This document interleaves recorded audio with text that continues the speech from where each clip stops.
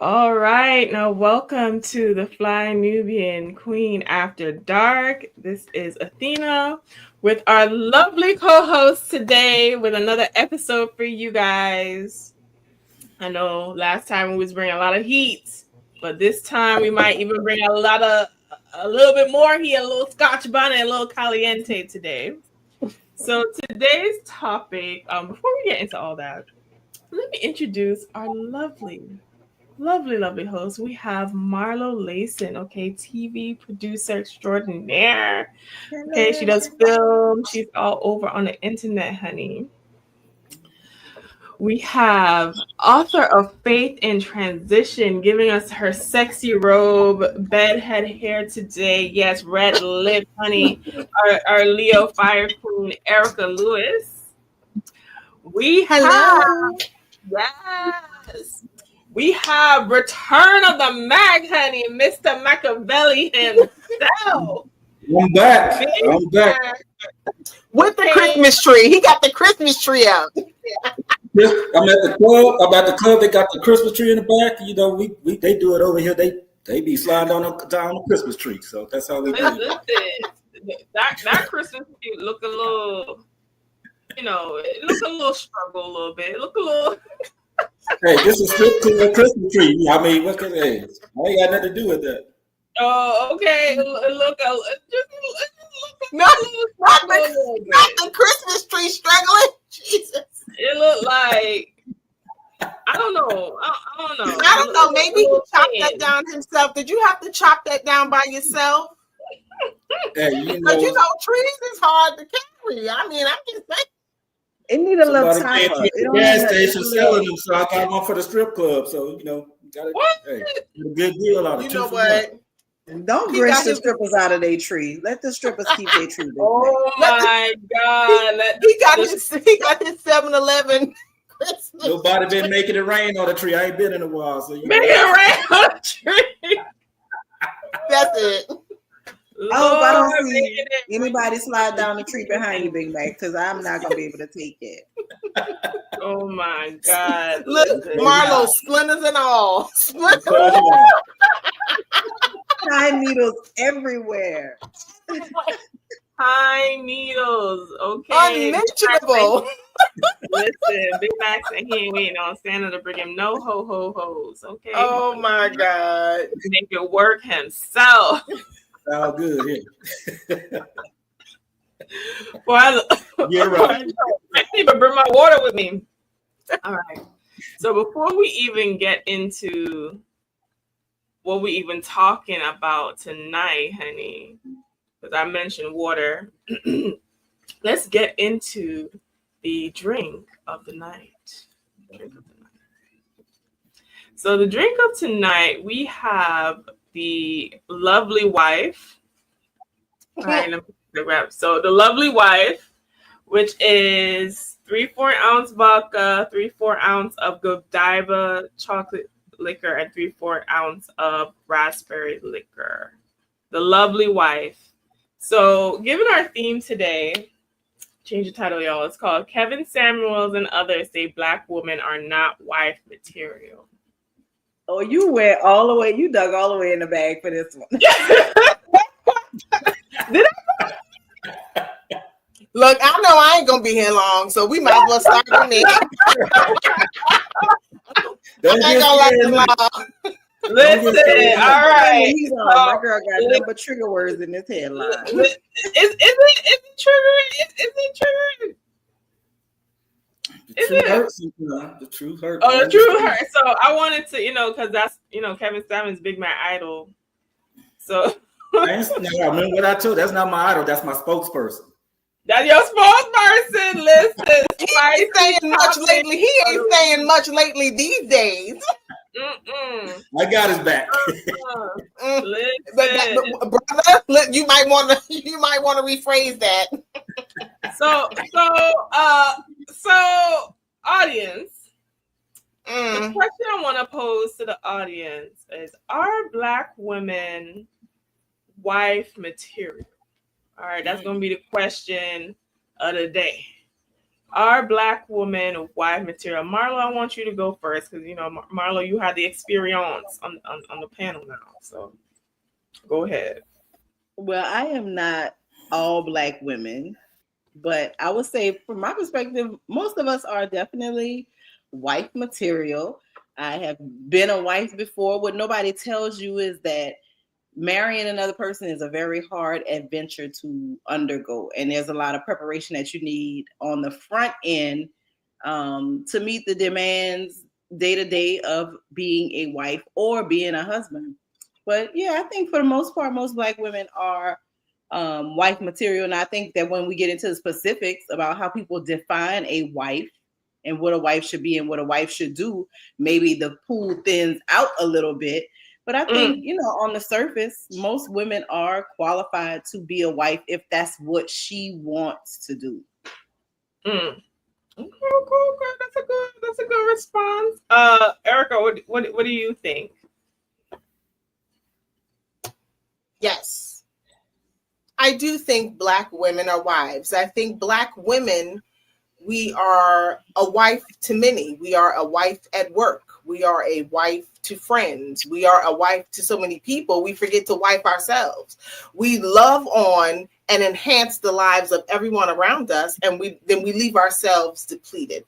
Black women are wives. Again, I support what Marlo says. I think the challenge is that are we being wifed to the right person? Do we have the appropriate spouse? Are we marrying the right counterpart? Do we have the right person with us?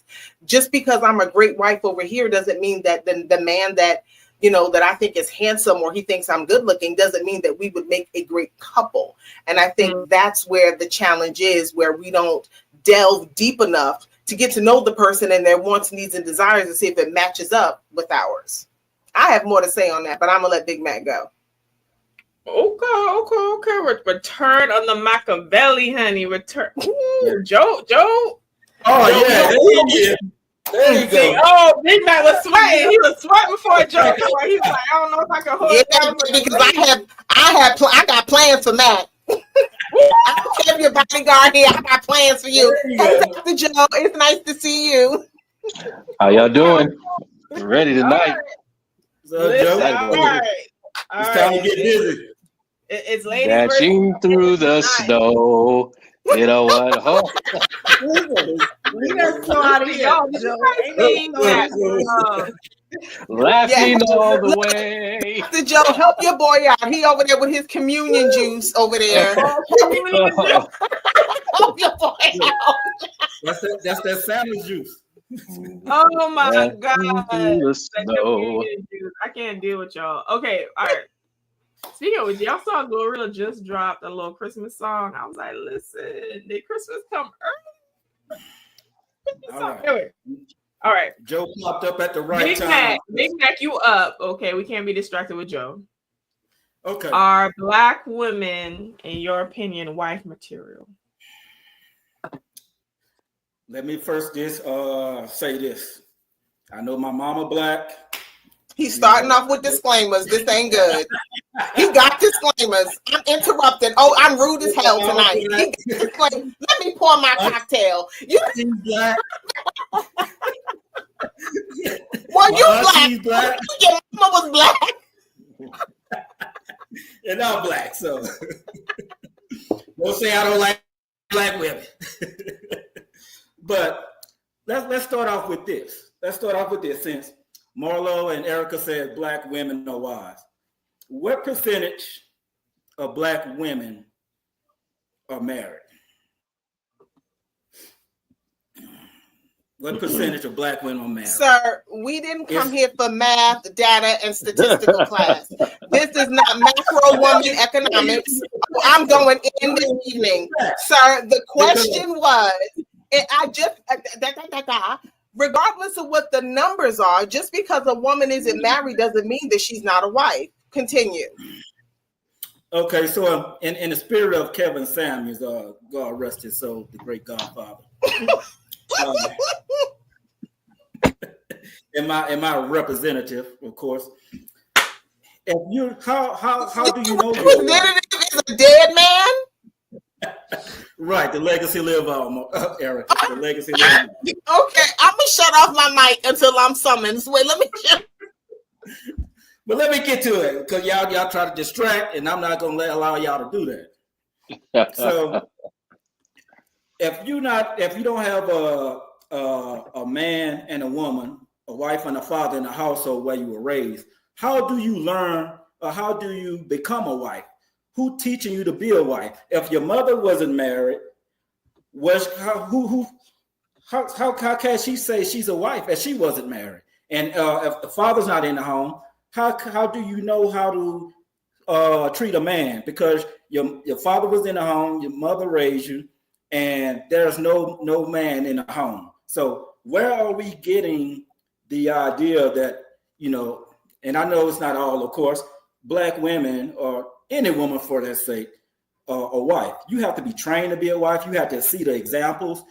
They don't even have Black TV shows that foster two-parent households and so forth. So that's the perspective I'm coming from. How are all most single women or Black women or wives when they're not even raised in a two-parent household? I need you guys to answer that question. That question is twofold. My mic is back on. That question is twofold. How is a man able to be a husband and he's not fostered in a two-parent home? You're right, but society forces us to be a husband. We're not dealing with society. We're dealing with you, sir, and your grape juice. And what I was saying and what I mean by that, we already know the men, almost by instinct, the men have to be the provider. The men have to take care of the household. All the women wants the men to do everything, to be Superman, be Santa Claus, be all these fictional, these characters and so forth. So that's already thrust upon us by society and drilled in our mindset and so forth and so on. Even on the TV shows that we watch, even just walking down the street in general life, we are looked upon to be protectors, which basically that pyramid, all that other stuff falls up under. So yeah, some men might not know how to be good husbands and good fathers, but we already are born with that natural instinct, and society places those responsibilities upon our shoulders. And so maybe a woman is also born with those natural instincts. Women are born, it was a term used in the 20s and 30s called mother's wit, where women were 12 and 13 years old in the South, and they had the mother's wit, W-I-T-T. Who? You all are great mothers. I give you that off the rip. You all are great mothers. Great. So basically what you're saying, you're supporting what I'm saying, is that you want us to be mothers, but you don't want to make us wives. You want us to extend your lineage, but you don't want to be responsible and be a husband. So you supported what I've said. Thank you. Continue with your juice. Thank you. Listen, there it is at this point. Okay. LL Cool J, our licensed therapist extraordinaire. Okay. Just here to watch. Of the famous podcast, Vulnerability is the New Sexy. That's me. We gonna ask you a question, LL Cool J. Are Black women wives? Are we wife material? I don't know. Joe, you married to a Black woman. I am. Come on. Good answer. Good answer. As a monolith? As a monolith? It's getting ready to be a long night. I feel my whole knee. I got more Santa juice. I'm ready. Go ahead, Joe. Is coming by me. You see, I'm here to watch Eric and Big Mac yell at each other while I try to get a word in here and there. But let me say, as a monolith, just because you asked me this question, if you would have, caught me earlier today and asked me something like that in passing, I'm like, yeah, of course, But now I'm sitting here thinking analytically and watching my lived experience in counseling couples who sometimes are not married but are trying to move towards marriage. I don't know. I don't know if Black women are wives, and if black men are husbands because the communication gap in between black men and black women right now, single black men and women right now, is very, very vast. They're not tuning in on the same frequency. So, what it takes for a person to be a wife, what it takes for a person to be a husband. I mean, we really have to drill that down before we even start really talking about are black women wifey material. When you say material, I'm tempted to say yes, you know, just because, I'm married to one, been married to one for almost 17 years. And I know that, I know what that is. And, but I just see way too many gaps in communication about what we want that to look like. What do we want that to look like? Do we want submissive women, or do we want independent women who go get it? We really don't know, honestly. And do we want a man who's going to allow a woman to do what she does and and fulfill her own dreams and destiny, or do we want her to sit home and cook the meals and raise the children? This is a loaded you know question. what I think what Dr. Joe, everyone, I call him Dr. Joe. I think I support what you're saying, because it really boils down to what you want from a wife. What you need as a wife, Dr. Joe, and what Big Mac over there wants as a wife. We're talking about two different ends of the spectrum. What you may need and what the next person may need, want, or desire, or require could be two different things. So the question is, Big Mac, not tonight. Not tonight. I'm charged up. I'm ready. We can. It's gonna be a long. I'm about to make up for 2 weeks. So what I'm saying is, it really depends on what it is that you're looking for. Now, what you're looking for a wife at 25, 30 years old will be completely different for what you're looking for in your 40s, 50s, and later on in life. So again, it's based upon what it is that you're looking for and what stage you're going in. For people that are divorced, they may end up divorced because, hey, we got married at 25. We're now 45 and 50. The kids are gone, and we realize we don't have anything in common anymore. We've grown apart. So two things can be true at the same time, but it really depends on what it is that you're looking for. That's what I believe. So do you know what you're looking for, Big Mac? Yeah, you know how to cook? Not for you. No, I'm just asking. Do you know how to cook? No, absolutely. Do you know how to cook? Do you know how to clean? Yes, I do. Okay. Because I do all of those things for me. Big Mac going through the cook clean. And guess what? And get on your knees list. The cook guess clean. What? But see, the last thing. See, when we were here before, Big Mac, these are things you want a maid. You need domestic help. No. You don't want a wife. No, you want a maid. It's some women that want to be that. It's some women. You want a domestic technician, and there's nothing wrong with that. There are some women that I want to cook and clean and swing from trees and Christmas tree, and that's fine. Slide down the Christmas tree. Yeah, slide down. Erica, you don't want to slide from the Christmas swing from the Christmas tree. For the right man in the right house, absolutely. I'm okay. Well, you said the right house. He gotta have tinsel. A house to put you in first. Baby, tinsel and all. I'm here for it. Can you all agree with me on this?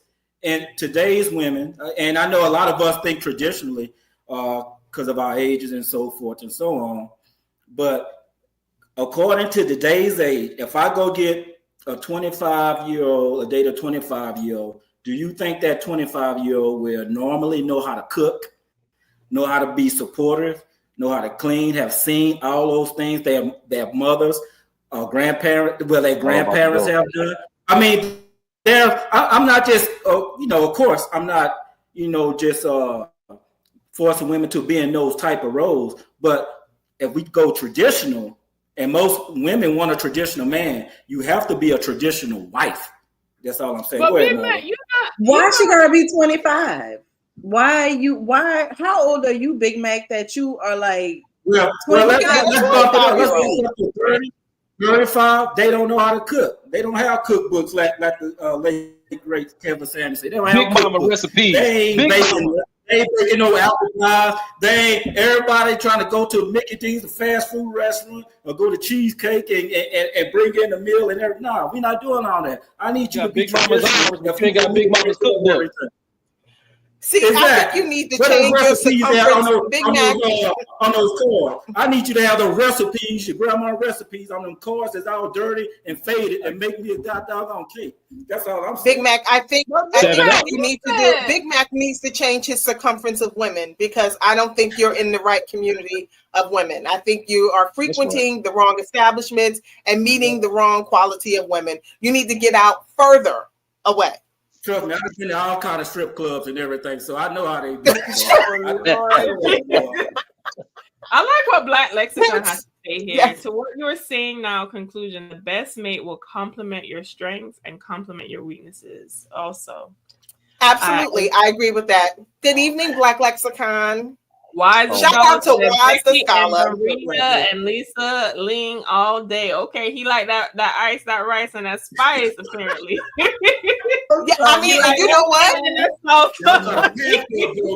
Listen. Now I want y'all Black women to come with it. Don't try to passport, bro. But Big Man, you say you know how to cook, clean, and do all that stuff anyway. So you don't really need a woman to do that because I mean, but I'm just saying. I know. I'm like I said before. I'm a unicorn in this game, so I could do all that.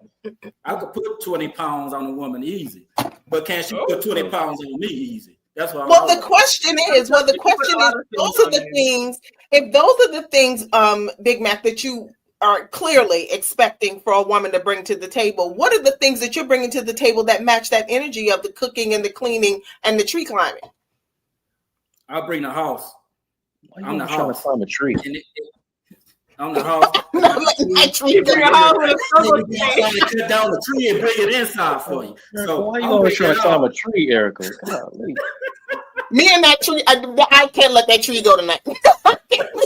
Because house and a struggle. The only reason we can see that tree is because he's moving left and right. Otherwise, if he sits still, we can't see that tree. Man. Y'all are spicy today. All right. We ain't gonna see that tree if he sits still. Lord Jesus, deliver us today, honey. This is Mirage. This is Mirage. It's an AI tree. I want you guys. We're gonna ask you guys a question. Yes, ma'am. Which is, but before we do that, this is by Nubian Queen After Dark. I am your host, Athena, and today's topic is Kevin Samuels and others say Black women are not wife material. So we are having this fiery discussion. Clearly, the panel is all charged up by today. But if you are new, our show is sponsored by Blind Nubian Money, and text the word Queens, that is QUEENS, to 87948, so you do not miss a thing. Now, what I wanted to do, obviously we shared our opinions. Big Master, if you want to be a wife, you gotta be a wife appliance. You gotta be able to cook, clean, and cunnilingus all day, honey. So all 3 C's across the board if you're trying to be a wife. All right. Joe, who is married to a Black woman for 17 years, is now saying he don't know. And no, do not put me out there like that. No, you set yourself up for that. I said a lot more than that.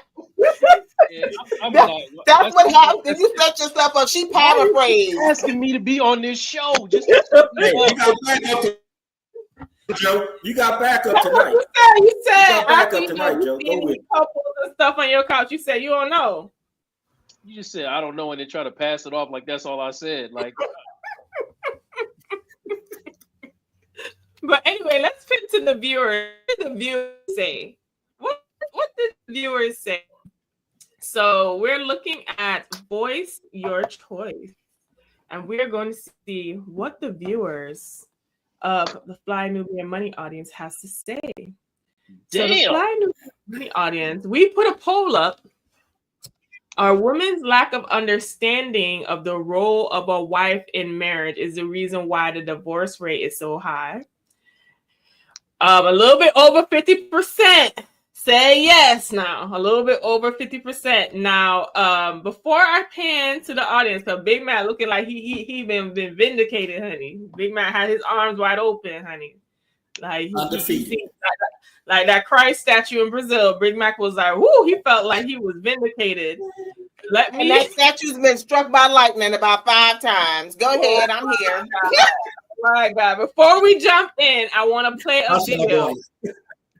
I want to play a video, and I want to hear what you and the audience have to say about this video.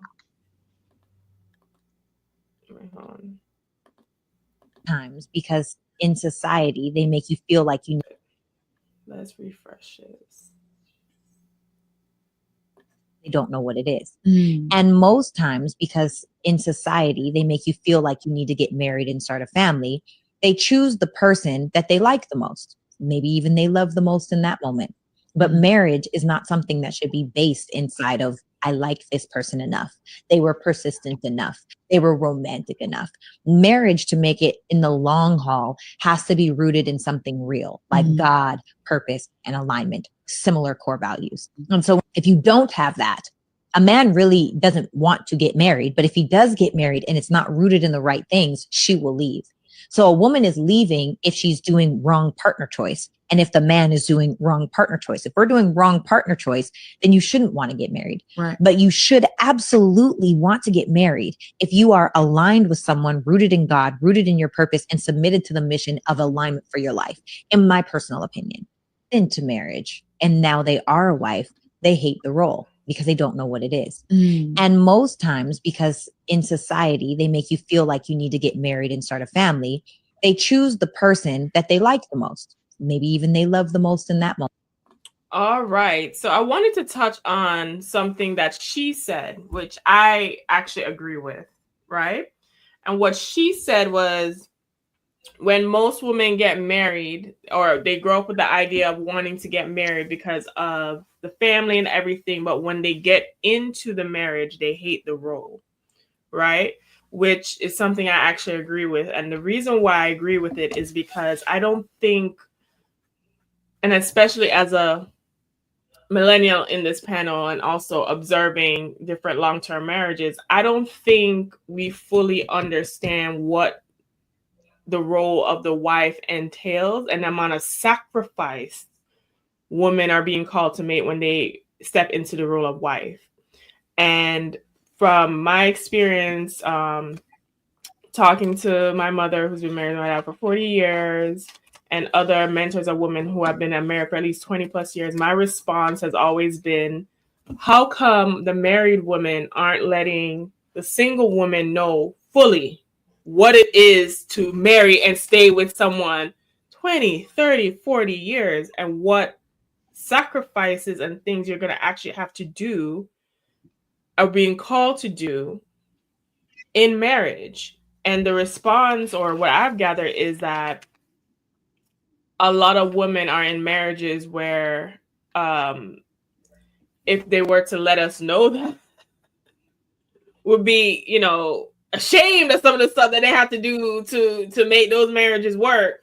But also it's almost like there's that element of it, because I feel like if single women knew and understand what it was going to take, we wouldn't, to be honest with you, be in such a press to marry most men, in my opinion.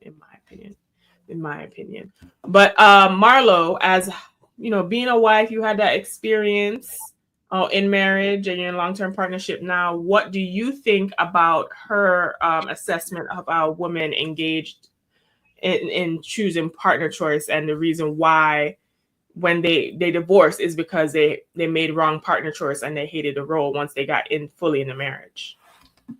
I think a lot of that is true. I think that nobody prepares you. Nobody prepared me. And my mom was a good stay-at-home mom for most of my life. Her and my dad were married. I never knew of any problems until the problem showed up, right? But I thought, as long as I don't have that issue that they had, everything will be fine, because again, nobody prepares you for the role. What I found in my own marriage was just inequity, right? I was getting up, I was going to work, he was getting up, he was going to work, but all of the home responsibility fell on me. All of the responsibility for the children fell on me. And he wasn't interested in sharing the role of nurturer and of keeping the home, but he was interested in the life that a 2-family income brought, right? So I think that it was a lot of immaturity on our part. I'm not gonna bash him because he and I are cool. He does what he needs to do for our minor child and our grandchildren. So I'm definitely not gonna bash him, because we were just young and we didn't know. His mom was unmarried. His mom had never been married, so he didn't have an example of what a husband looked like in the house.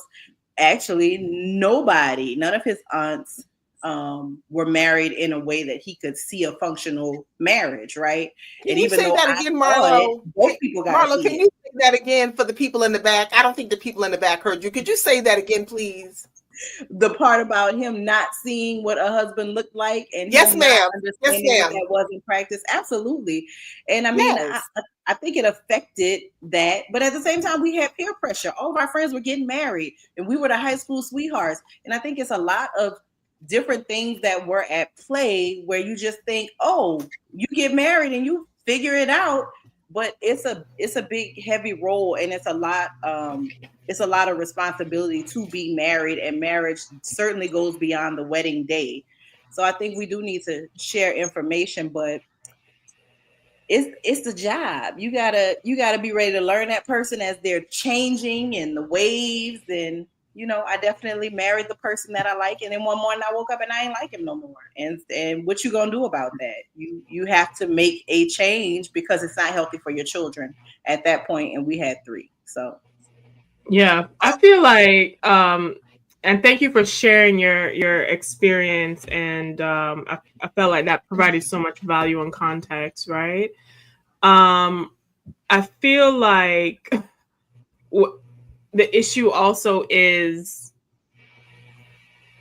something you pointed out, where a lot of women get into the marriage or are focused on a wedding day, right? Because people have always critiqued me and say I've never been married and I've been engaged and stuff. But the reason why I never got married to the people who proposed to me, because I did get proposed to.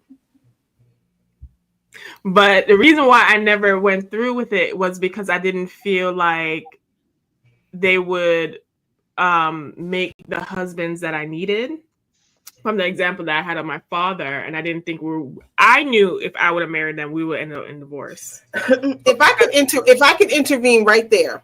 Mm-hmm. As children, we look at our parents. We only know our parents as our parents. We don't know them as husbands and wives. We don't know them as friends. We know them as our parents. My sister told my niece that. I'll never forget it. She told my niece, she said, "You only know me as your mother. You don't know me." And I think when we look at people and go, I've looked at men and go like, oh my God, he reminds me of my father. I think he would be horrible. But I only knew my father as my father. I didn't know him as a husband. I didn't know him as a friend. I didn't know him outside of the role. And I think that right there could be, we need to dig deeper into getting to know someone. I've said in other broadcasts, understanding is better than love. I think when we start dating someone, we're looking to fall in love. We're looking for the sparks. We're looking for the romance. We're looking for all of these things, and that's great. However, you get down the aisle, the honeymoon is over, and 45 days in, you sit down and you don't understand this person. You don't know them. You don't really know them. There's not a connection there because the understanding is gone. And I think that's where we're getting lost between love and understanding, and then there's no connection. But Erica, you still could see an example. You could still see how your mother took care of your father, how she cared for the family, how she did things, how your father provided, went out to work. When something went bump in the night, your father was the one to go downstairs, not your mother. I mean, there are roles. You seen the roles playing. You might have not was cognizant and really thinking about it, but you've seen the example of how marriage is supposed to be. So let's not say that. So you was there? just saying. I'm sure you've seen those things. We might be. We was cousin Mac. But I mean, I'm just saying, you are able to see some things, But see, I think there is a big difference there's a huge generational gap. When you look at myself and then you look at the generation of millennials, there's a huge gap, and life has taken a turn for so many. That there are traditional values that I know as Gen X, but those traditional values that I know may not be traditional values that a millennial may be aware of. It's just life is different. Okay, we on the same page then. But I would add this other caveat though. Most women today, I believe, they want the lifestyle. They don't really want the marriage. They want the lifestyle that comes with the marriage. You said most women? Yeah, I think most women today, they want the lifestyle. But then you have to place those women within age categories and age groups. I agree. You're right. Just talking about most of your millennials. I say let's say 35 and under, 30 and under. I'm a millennial. A lifestyle. I don't think it's just unique to millennials. I see a lot of older women who listen. I think, and I will share this. I remember there's two pivots or important conversations I had. One with my aunt who stayed married to my uncle till he died. So that was 41 years. And my mom with my dad 40 years. So between two of them was 81 years of marriage experience. And I asked them a specific question about marriage, and that response kind of like, it kind of like woke me up a little bit. And then there was another experience. Me and my mom went out to eat, and I asked her the question, okay, so what do women gain in marriage, right? Because I asked her that response, right? The question, and I'm not going to reveal what her response to that was. And the mentors of women that I have outside of my family who have counseled me, and I said, and my response is always usually this: why aren't the older women with experience with marriage tell us younger girls the reality of what it takes to be in marriage? Because I really do think if we understood that, our standards when we date and engage with men will actually be higher than what it is right now, because you will realize what work and sacrifice it is to be a wife. Like I always say, being a wife is work. Like being a girlfriend is easy. It's really easy to be a girlfriend and a wife. I think the challenge is they can't tell you what work it would be, because there are many women, not saying that this is the case for the women that you're referencing, but I think there are many women who don't say, look out for this in marriage, look out for that in marriage, because there's a lot of women that say now, I wouldn't have married him. If I knew what I knew now, I wouldn't have married him. So it wouldn't be fair if I was a woman 80 years old and been married 50, 60 years, knowing that I've been walking around 45 years saying I shouldn't have married him. That's not fair for me to tell you like what to look out for in marriage because of my perspective. I think that when women have been married a certain length of time, and they've, our grandmothers and great grandmothers and aunties, they've covered up a lot for people in marriage. And sometimes the husbands have covered up a lot for the wife, so that no, H. Jones, I won't stop it. I think a lot of times when there's a lot of covering and sweeping up underneath the rug, people will start saving face, so to speak. So people can't really tell you what to look out for, especially if they're looking back going, I wouldn't have married this person if I knew what I knew now. What can be said is you need to have a clear understanding of who you are. In order to know what you want in a mate, in a husband, you have to know who you are. You have to have a clear defining understanding as to who you are and what you want, and be true to yourself. Because when you meet someone, no matter how fine they are, how great the car is, how much money they make, the question is, can I live with this person? Can I live? He meets everything that's on the list, but have you checked the invisible list? If you want him to make $550,000 a year, well, since that means he's not going to be home a lot. If you want him to not have children, that means he maybe wants you to have 3 or 4. And if you got a timeline, that means you're going to be pregnant for the next 5 years back to back. Like, there's a whole lot that goes with your written down list and the invisible list that support it. Let's just be truthful. And you're right, Erica. You are totally right. This comment is sending me through the roof. And you actually, Erica, you actually quoted the late great Kevin Samuels. He said the same exact thing that you just said. I ain't quoted nothing. That's it. The devil is the father of lies. Verbatim almost. But go ahead. Go ahead. I'm sorry. Dr. Joe, what you got to say? Hello, first I want to say, you talking about sweeping stuff up under the rug and all the things that come with some of these marriages that have lasted for decades.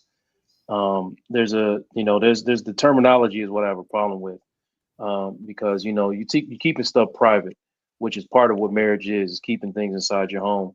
But when you're talking about ministering to the younger generation, you have to let them understand that there's going to be challenges, right? No marriage that lasts a long time has come without its challenges. That's not realistic. So, you're looking for something that, possibly doesn't exist. But did I see somebody clown me earlier in the chat talking about, I'm married to a black woman and ain't. Oh yeah, I did see that. Let me see if I can pull it back up. Hold on, man. Let me address this, man. Yes, please do. The question wasn't the question wasn't was my wife wife material, was my black woman wifey material. My black woman is wifey material. The question was, as a monolith, are black women wifey material? And when I gave my answer, I didn't limit it to the challenges that black women face. I limited it to the challenges that black men face. As someone who counsels single black women, as someone who counsels couples all day long, I know that there are things that come up in these relationships and in these conversations that make me say, y'all are not married. You're not ready to be married. Okay. You're not ready for this. I got couples right now that are going towards marriage, and I know for a fact they aren't ready because they are ignoring the signs. They're ignoring the things that would be considered red flags just because they want to be married. They want to have a wedding. So I answered the question put in front of me. Okay. And then we talk about, I talk about how I'm dressed. I'm inside of my home on a Friday night chilling. Okay. I'm on smoking. They want Santa Claus. They got Santa Claus. I mean, is that why you have the hat on, Big Man? Your mama ain't black. Bringing my gifts down the chimney. Your aunties ain't black. They gonna say everything about you. You don't like, but you married to a black woman, but you don't like. Because the way that I'm dressed inside of my home on a Friday night have to do with my ability to be a husband or my husband material. That is the corniest shit I have ever heard. So whoever said that, you need to fall back. All right. Now, talking about this thing here, we talking about material. Listen to what these women are saying. Listen to them. I'm listening to these single black women all day long. All right. I'm listening to them. Okay. So to ask me, are they wifey material? My answer will be the same. I don't know. I don't know. I have to sit down and not only with them, but the person they are intentionally or going after, or the person they intend to marry, to tell you if they are wifey material for a certain man. Okay. All right. I'm just talking what I know. I can't answer blanket questions. Big broad blanket questions like that. Now ask me something specific and I'll tell you my answer through lived experience as a husband of 17 years and as a counselor of black couples. Joe said, "Put some respect on his 17 years of marriage." Amen. Amen. Get the tambourine there. I think to get the tambourine. Yesterday, I had a whole suit on, dancing with my black wife. Just yesterday. You flamed it. On the dance floor with my black wife dancing with a whole And his suit on. black wife is absolutely gorgeous.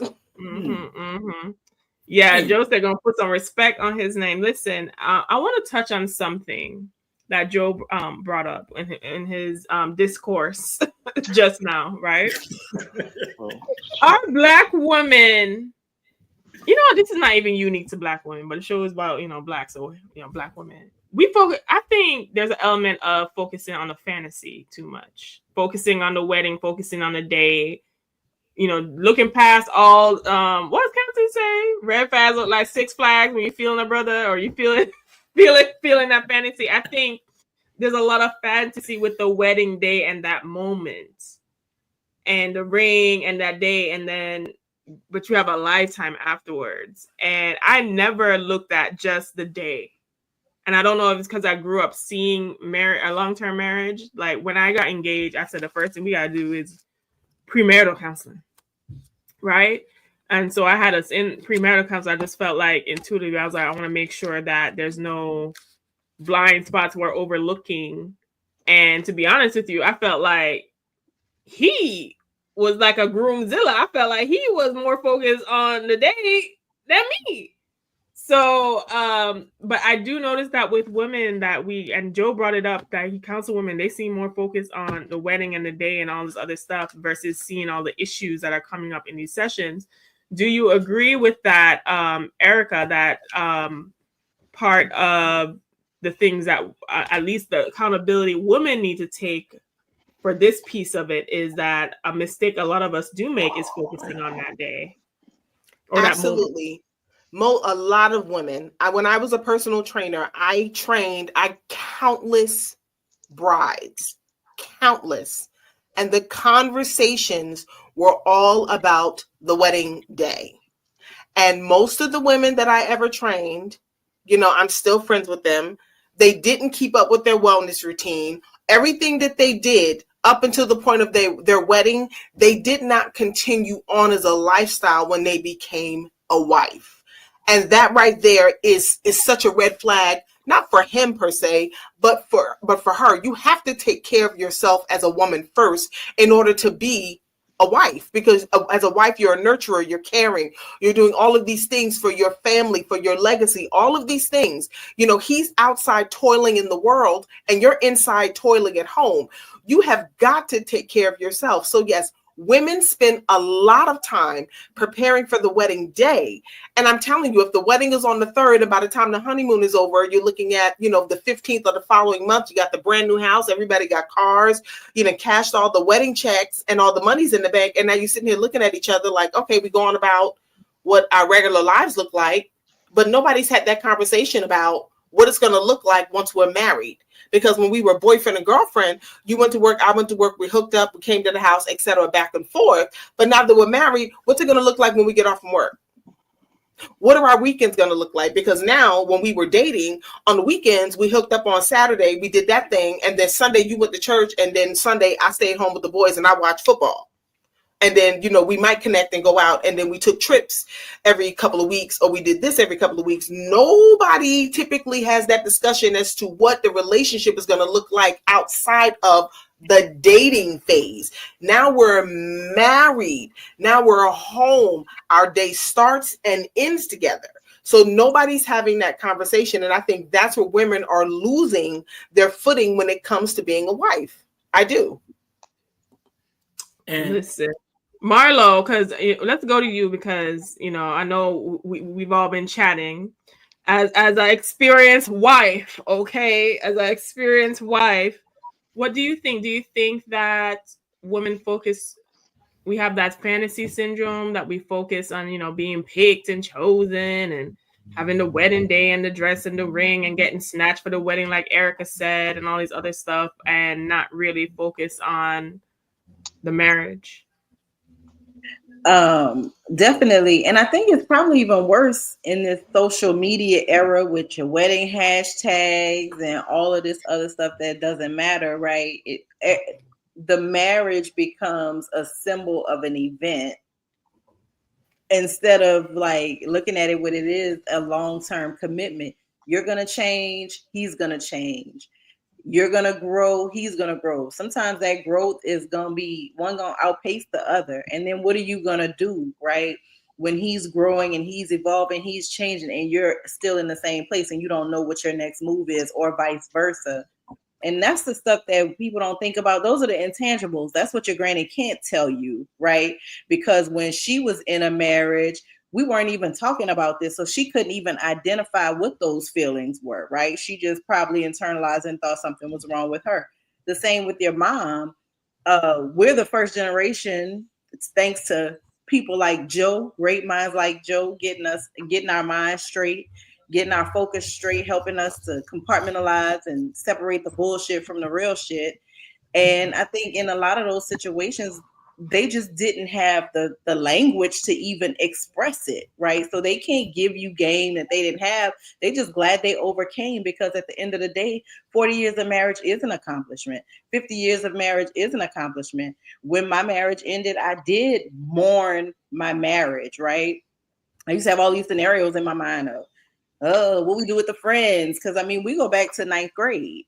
So we have all the same friends. We lived in the same neighborhood. Like, that breakup was really hard. But at the end of the day, it was what was best for us as individuals and for our children, right? Nobody want to have a wedding where you got to separate your parents because they don't get along and all of this other stuff. Like, there are intangibles in marriage, and you should seek counseling. That was another thing that failed us. He wasn't interested in counseling, right? Because again, first generation of Black people really opening up to the idea of putting people in your business, bringing somebody into your home, pulling back the curtain and explaining how I feel, how what you did made me feel. So do it if you want to do it, but take it seriously, because there's really too many people playing with something that is very, very serious. And it's also beautiful. Like, I don't have nothing against marriage. If my dude asked me in the morning to get married, we could go to the courthouse Tuesday, because I'm ready and I don't need all of those other things around what people say a marriage is, right? So I just think it is a mindset, and you got to be ready, and it's not really anything to play with. And I think we're in a frivolous time in society where people just think, everything is just silly. Everything is just for this moment of pleasure, and nobody is thinking about long-term ramifications in things. Well, not nobody, but a lot of people aren't. So he can meet you at the altar in your white dress, Marlo. Listen, I put on a little bodysuit, honey, little bodycon, little wide leg pants. We ain't got to do nothing fancy. It's like always cute.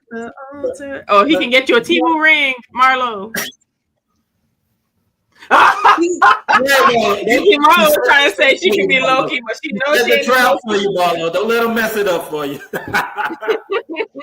Let me expound on. You like nice things. I ain't got to worry about the Taboo ring. All right, Machiavelli, go ahead.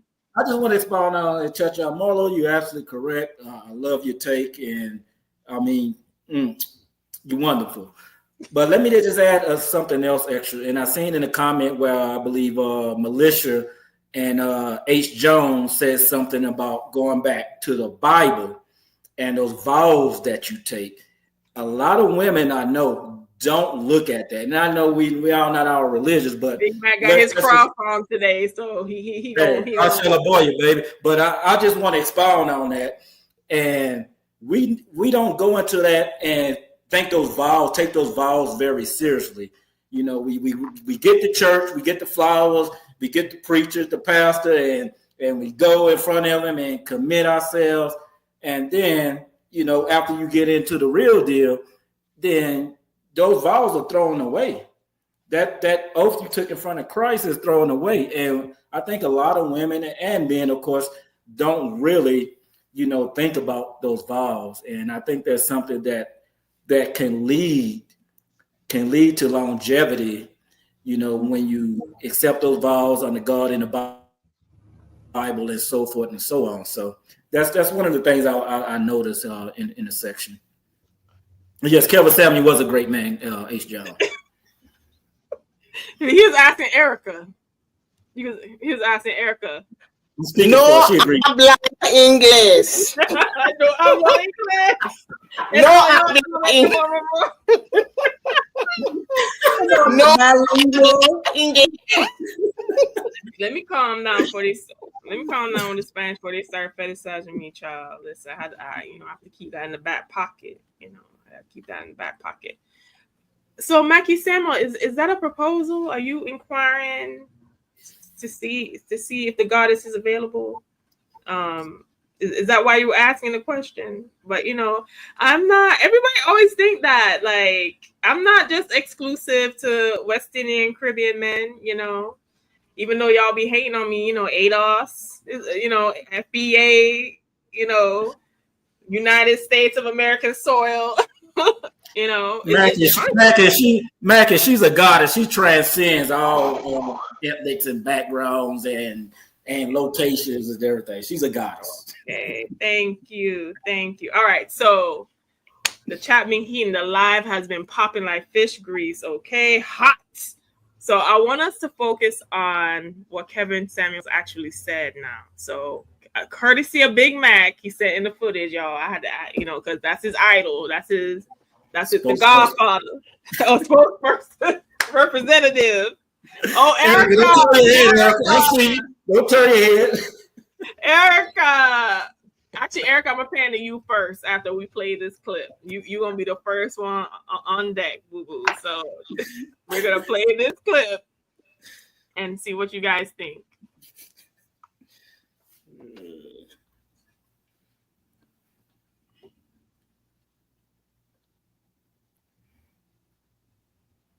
$26. What is that? It's a nice waist size. 36, 24, 36. That's a good waist size. But what is 26? 26 is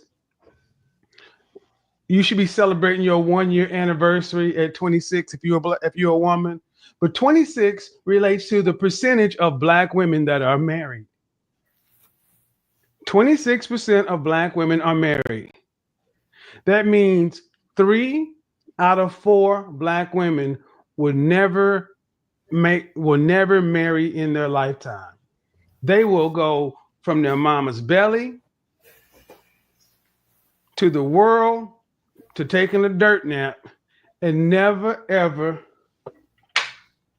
have somebody drop a ring on their finger, drop to one knee and say, "Let's get married and have a big celebration and send invitations."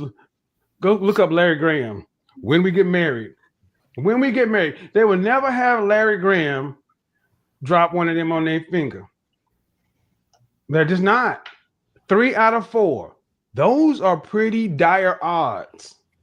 There's a better than 75% chance that you, with all your super fine self out there, because all y'all so fine. Let y'all tell it.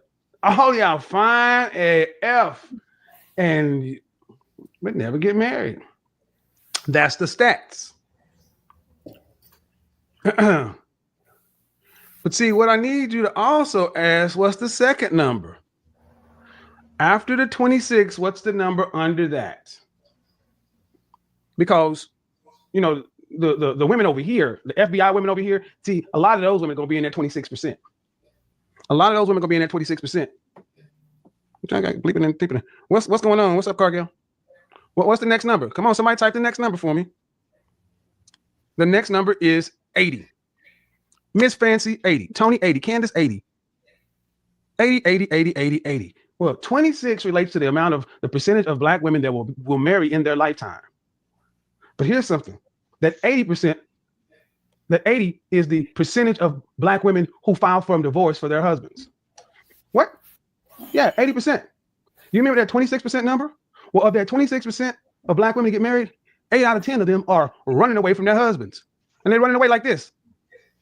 They're running away like that lady on that picture, right? They're running away like this.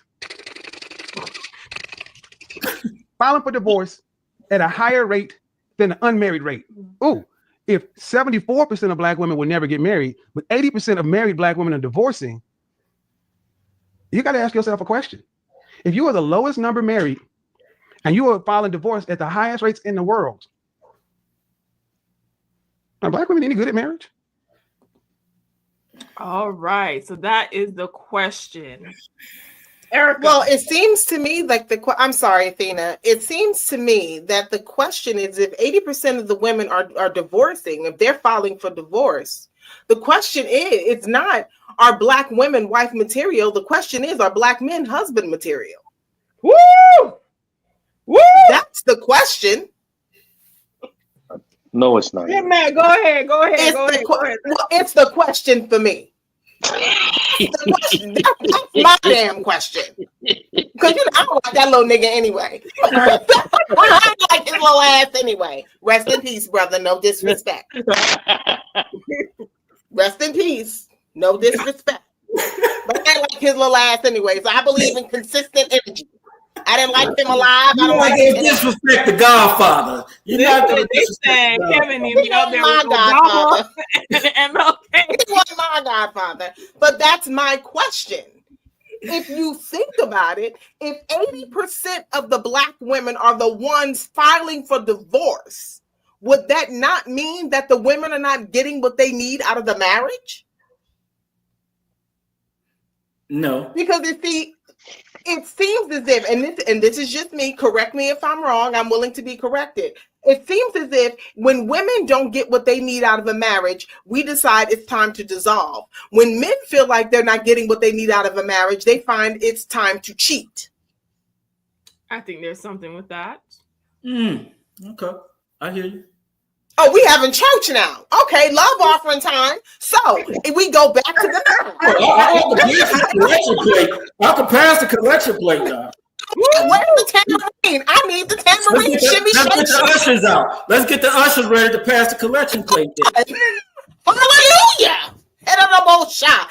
And I don't want no change in the basket either. I don't want any change in the basket. So let's go back to his statement that I wish he was alive so we could talk about it. 80%. That means those women were not getting what they thought they'd be getting out of marriage. So it goes back to what you said. Can you cook? Can you clean? Well, if I'm doing all of that, what the hell are you doing? Providing. Erica, this question down the tree. I mean, most men are providers. I mean, when you hear some of these excuses. Wait. Hold on. What is the average salary? Average salary. We need to define what provider means. Okay, providing. You got a job, because what you consider provision, Athena, may not be what I consider to be provision. You pay your bills by yourself. Hey, Marlo, how you doing? Wait, what? You know, I'm just here. Y'all. Y'all you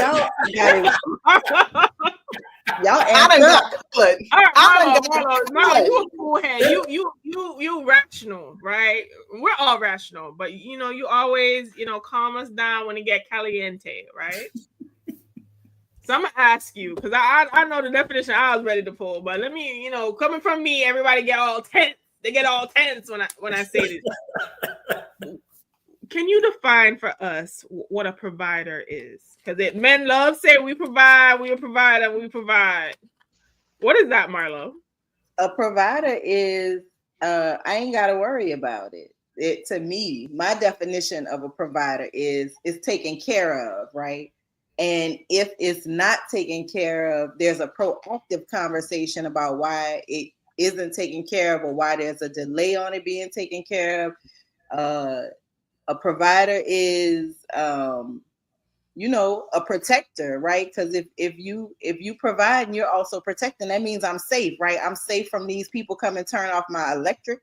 I'm safe from these people come and turn off my water. I'm safe from eviction or foreclosure, right? Like there is protection in providing. There are provisions, right? That is they share the root. They share the same root, the provisions and the providing, right? You are providing provisions for the family. And we straight, right? That's what a provider is. I'm not talking about lavish, y'all. I am not talking about lavish. I am talking about the provider is meeting all of my basic needs are met with the provider, right? And then we could talk about what's above that. But if the lights, if it's jeopardy in the refrigerator, if it's peril in the pantry, that's not providing. That is struggle love. And I don't like the struggle bus because they break down. I get off, my cute clothes smell like gas. I don't like it. So the provider is taking care of the home. But also, I'd like to go back. I'm stuck on numbers. I like numbers. So let's go back to that 80% and let's support what Marlo said. So now you have those 80% of those women who filed for divorce from those men that thought they were providing. So providing, but they still cheating. So she's unhappy. He's unhappy, but he's like, well, I'm taking care of all the bills. I'm just stepping out doing what I want to do. And she decides that, you know what, I can't have this. So what do you have to say about that, Big Mac? You know why they unhappy? And Marlo didn't even mention this. She ain't saying nothing about no red bottoms. She ain't saying nothing about no bags. She ain't saying nothing about no hair. In Louisiana, we call that lanyard. That's extra. I'm talking about, listen, because I know most people ain't even coming with Hermes bags, right? I know that's not even most people's reality. So we don't need that there. What I'm talking about is just safety in the home, providing in the home. We have the things that we need because you are providing the things that we need to 40K live. 40K is not providing. I'm comfortably. Sorry. So 40K ain't providing. No, I don't agree. I don't agree with that because you know what? I know people. I've said this in other broadcasts. I know two separate men. One makes 150,000 and the other one makes about 50,000. The man that makes the least, he has the most because the other one has frivolous spending. So I don't believe in that. It depends on what you do with your money. It's not how much you make, it's how much you keep and what you do with it. Right. And I appreciate you saying that, Erica. Thank you. Athena says she needs them six. I wasn't talking to you, Big Mac. Athena, don't come over here. Don't bring your 40K to Athena. She don't want it. Yeah, she gonna call you a street urchin and kick you to the curb. Talking about you just want some Gouda cheese and all that.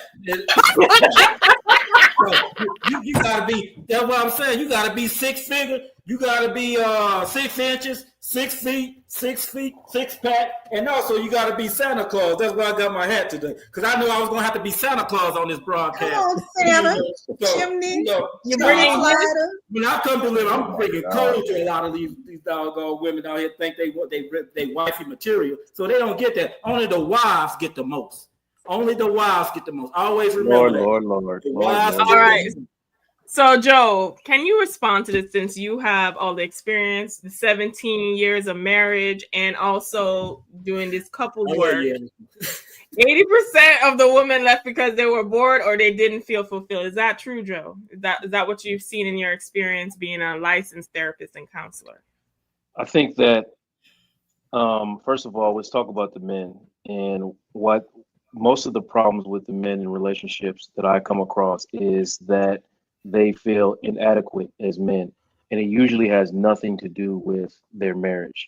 It's something built in them that, the programming that they came in with, and they didn't get that stuff rectified before they got into marriage. And now their wives are confused because they believe that they're doing all the things that it takes to make that man feel whole. And they don't, it's beyond them, right? It's beyond them because they don't know exactly what that man needs because he doesn't know exactly what he needs. Okay.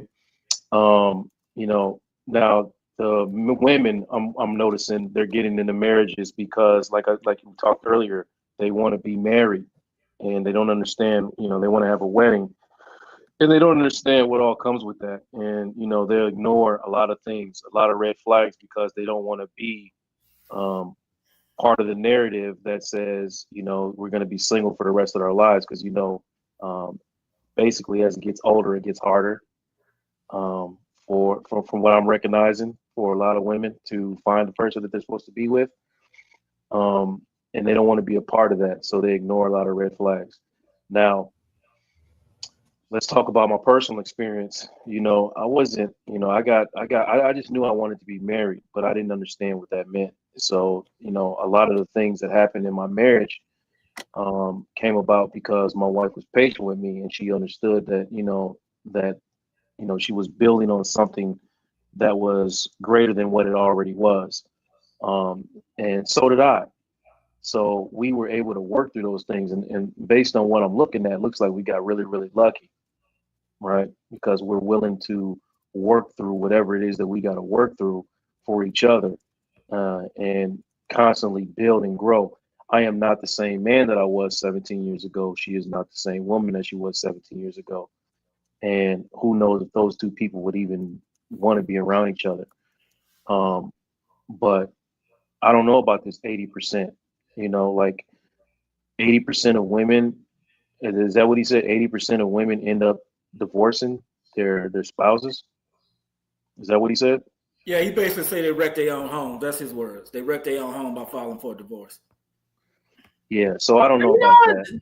Okay, so women will file, and I will take that women, 80% of women are filing, but men will emotionally cheat, get a little side piece, check out because they don't want to be the one to take accountability for the dissolution of the marriage, and they will put you through things or disengage to the point where you have no choice but to file. Like How do you know that? How do you know that?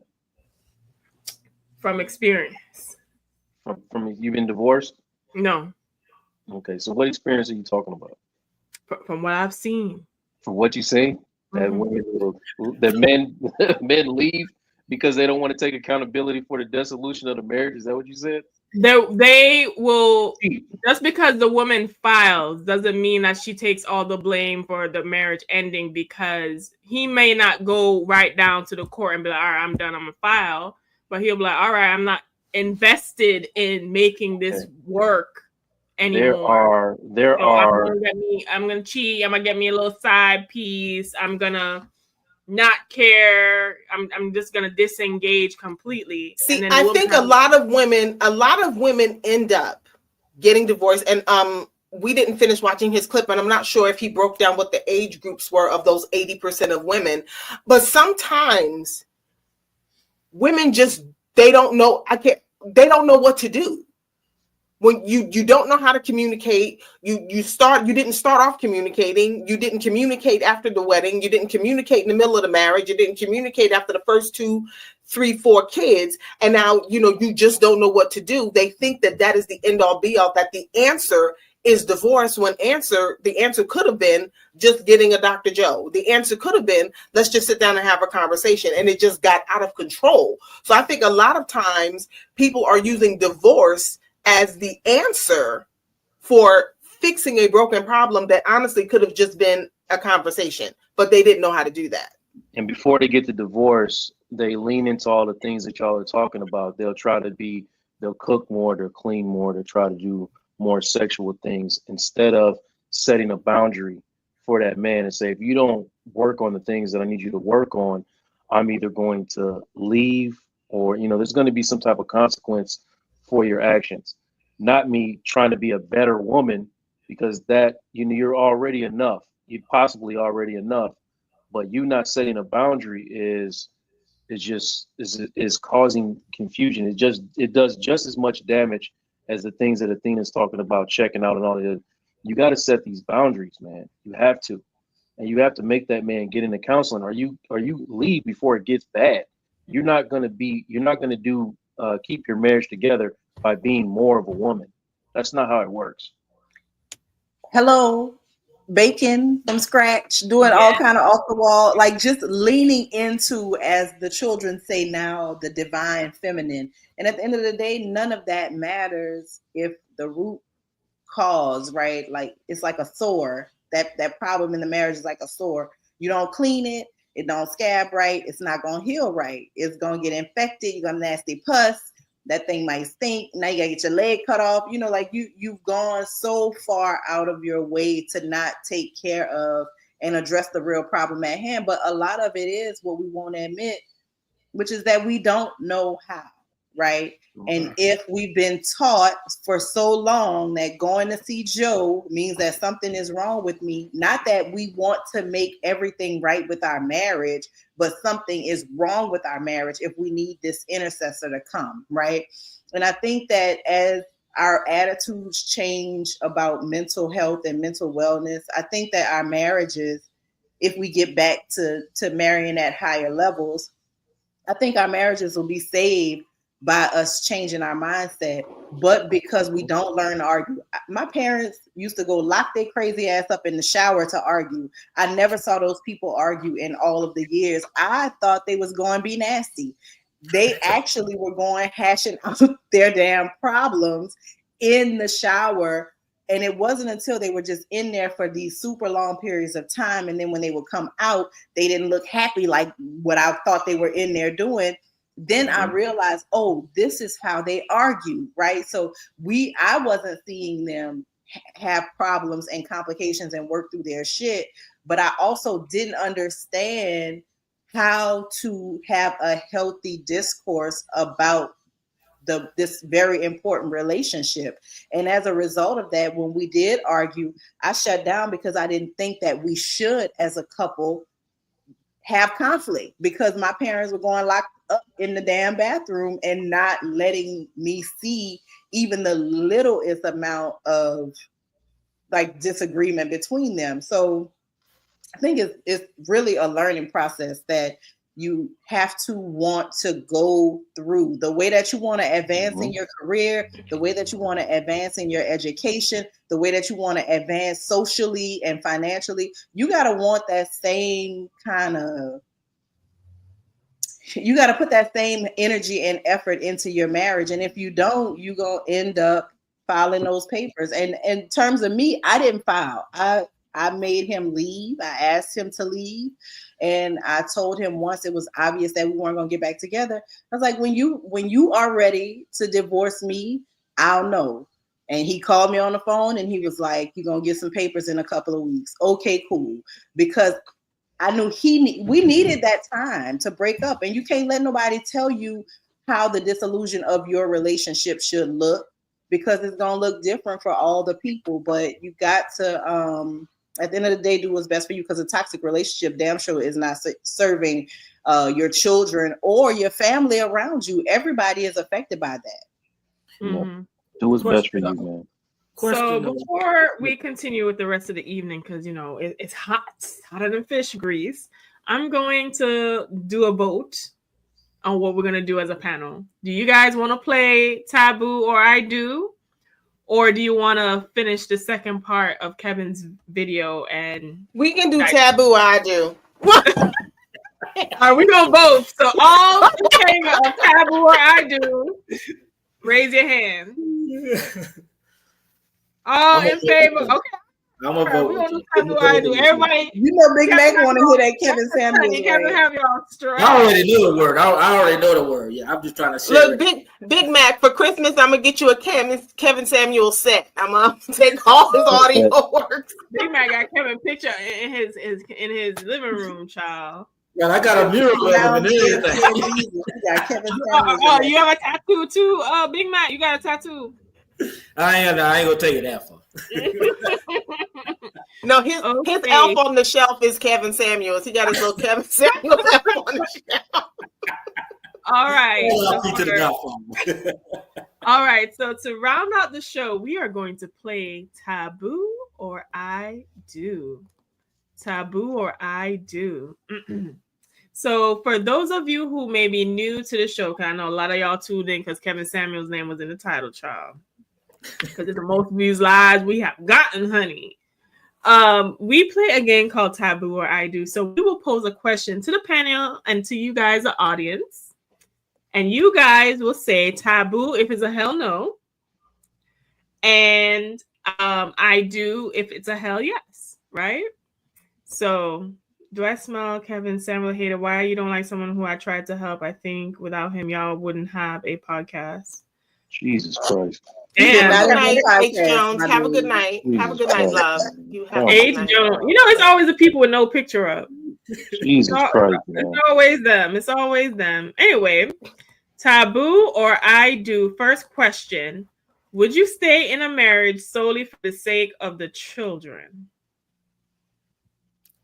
Taboo or I do? Would you stay in a don't marriage recommend. solely for the sake of the children? Taboo or I do, audience? Let me know. All right, so Marlo said taboo. Where you at with it, Erica? Taboo. My parents divorced. They couldn't make it work. He tried, she tried the way that they tried, and it would have been worse if they had tried to stay for the children. So yeah, taboo. Machiavelli, where you at? I do, because I think kids, being raised without a father, I think having both parents around is beneficial to the child. So I do that, and I think would be the way to go, because that's your responsibility. LL Cool Joe, where you at with it? FDK. Fuck them kids. Taboo. Joe said his knees need to be bent. That's not what it meant.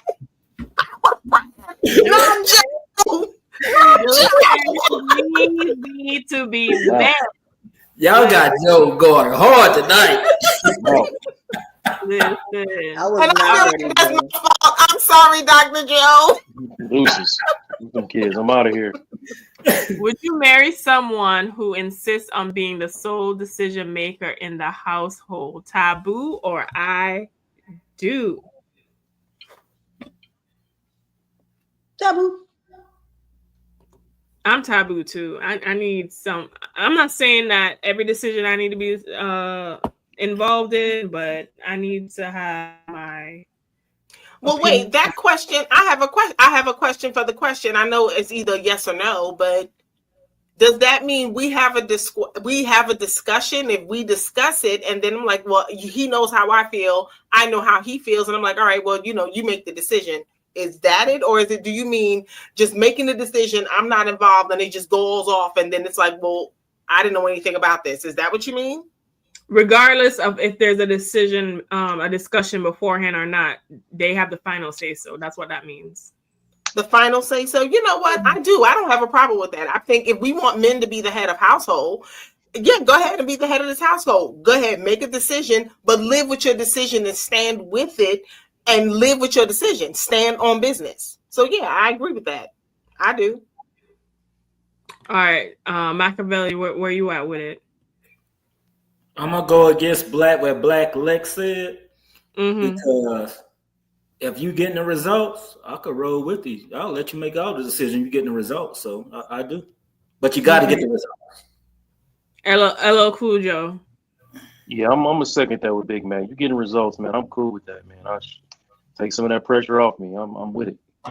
Okay. On the count.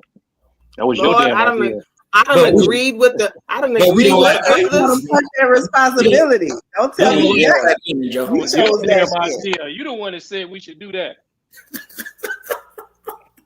I'm just going with. Shut up, H. Jones. I want to know who this H. Jones person is. H. Jones, put a picture up. H. Jones, give it. That's your mother hiding her identity, Erica. That's your mother. All right, taboo or I do? Would you leave a marriage if your partner refused to support your career aspirations? I do. Okay.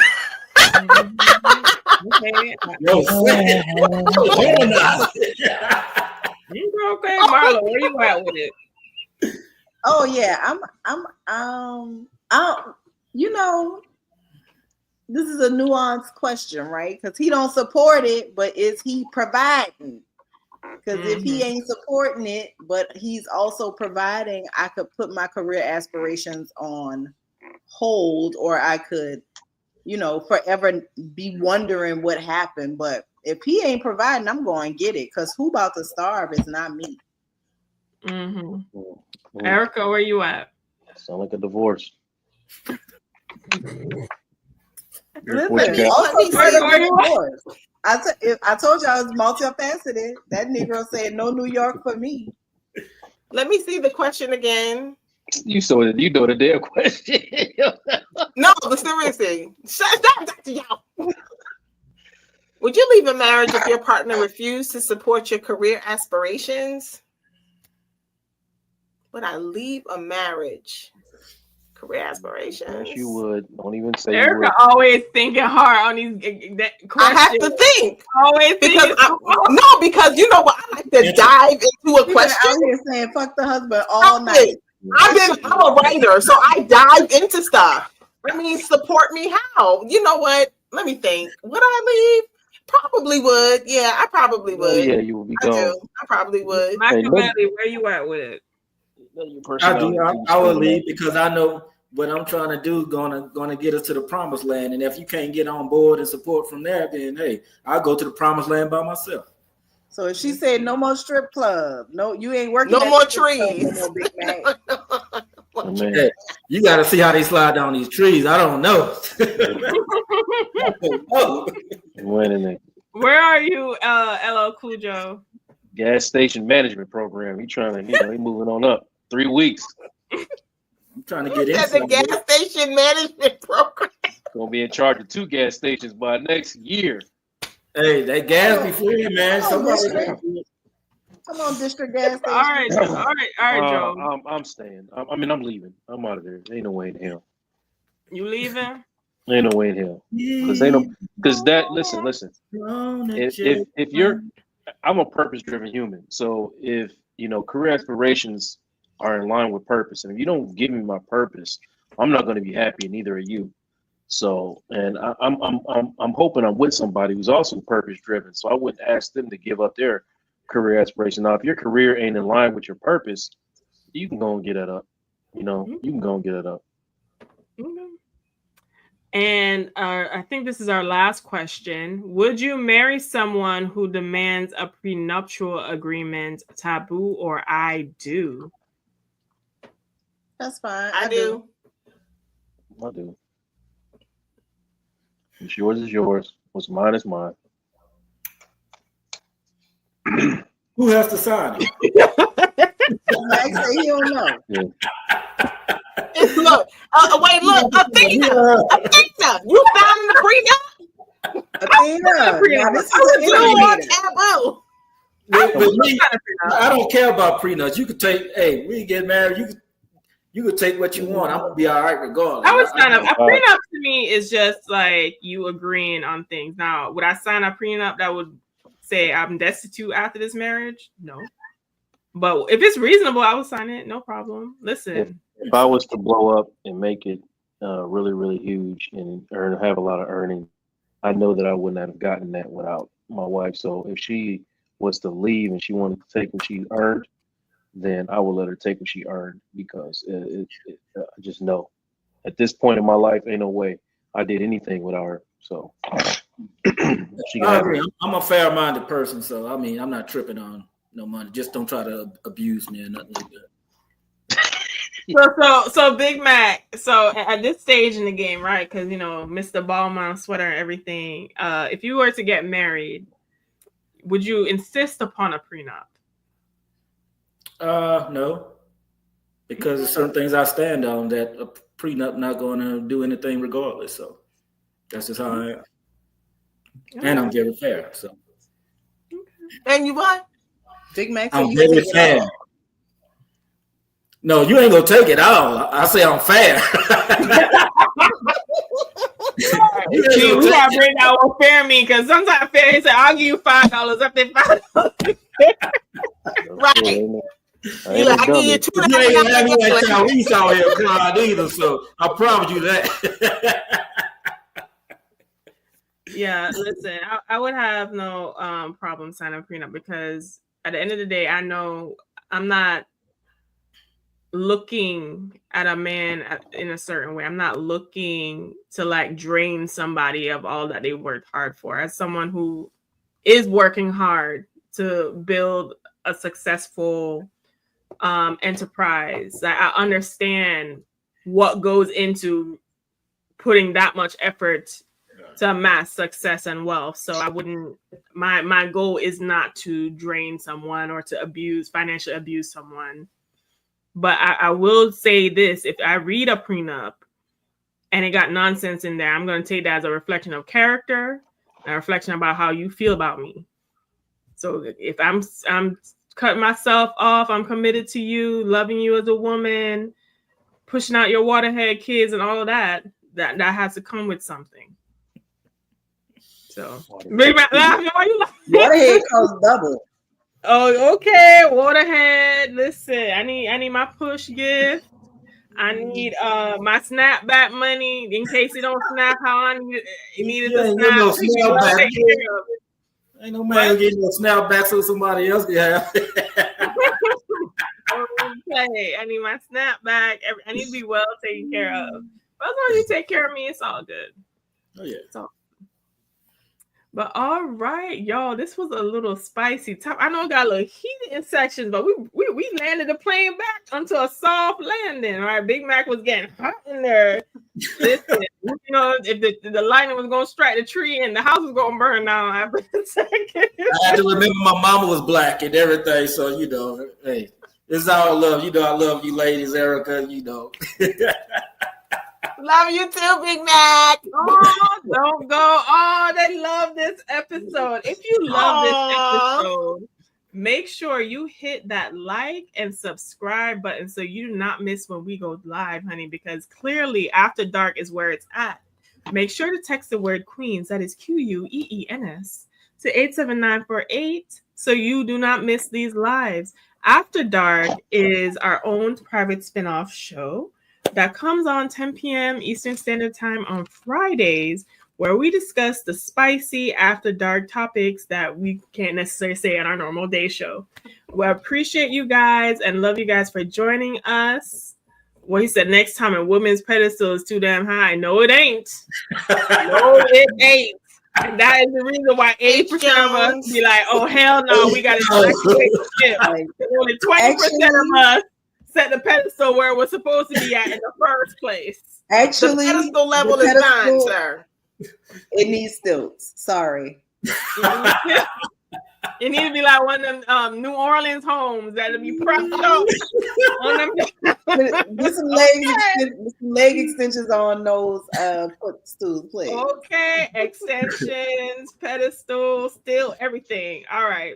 But we love you guys and we'll see you in the next episode. Bye. Good night, everybody. Bye-bye. Good night. Fuck them kids.